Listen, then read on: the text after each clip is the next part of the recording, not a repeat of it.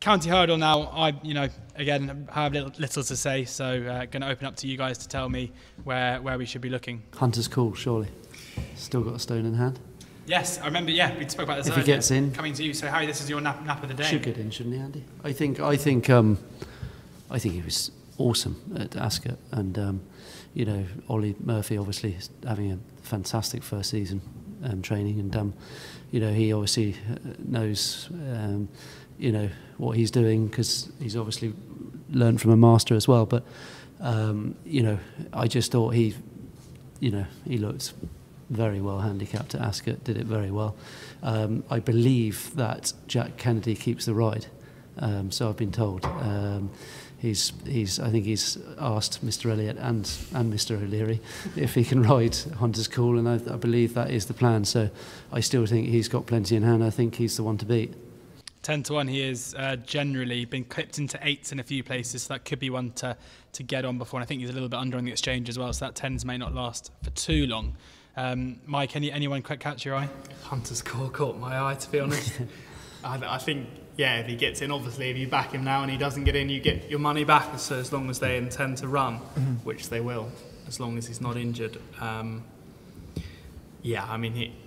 It's such a hard race. It's not really a betting race for me, but if one horse did stand out, it was Hunter's Call. I thought that was a very competitive race that he won very impressively at Ascot. Yeah. And he's going there. They haven't run him in between, have they? They've just gone, okay, we'll keep us... Kept him fresh, saved his mark. Yeah.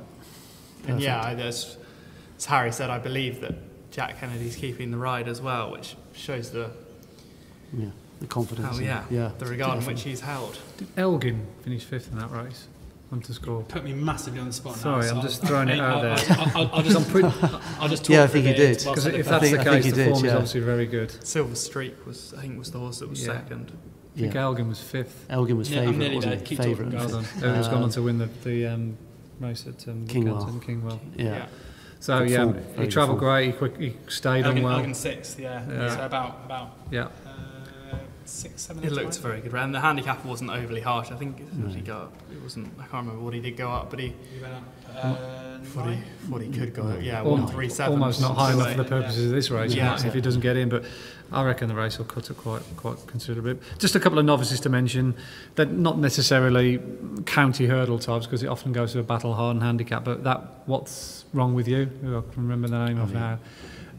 He beat OK Corral, and 33 is a Betfair. The reason I think he could be a very smart horse is the day when he won at Newbury, they spent probably about 5 or 6 seconds before they actually jumped off that day. So his overall figure was a little bit distorted compared to Kalashnikov. But I timed all the runners in the handicap and compared it to What's Wrong With You when they went past the path, going past the stands to the line, and the Henderson horse was quicker than Kalashnikov.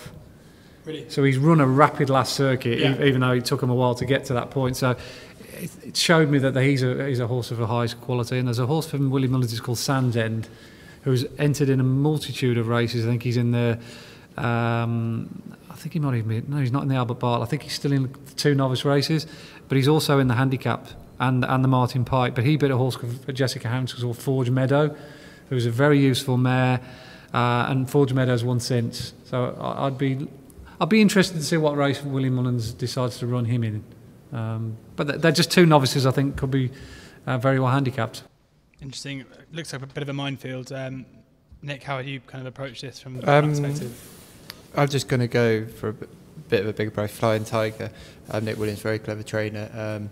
Obviously won the Fred Winter last year, is crying out for a fast run handicap. It's £6 higher than when he won the Fred Winter, but I think the new course has played massively into his strengths. And speaking to Dickie after Wincanton, the elite hurdle, the Kingwell hurdle the other day, he's just crying out for better ground. So if he gets that bit better ground, I could just see him coming from the back and running it on into a place. He's around 20-1 with Boyle Sports and some bets there. So a few darts in the county hurdle there.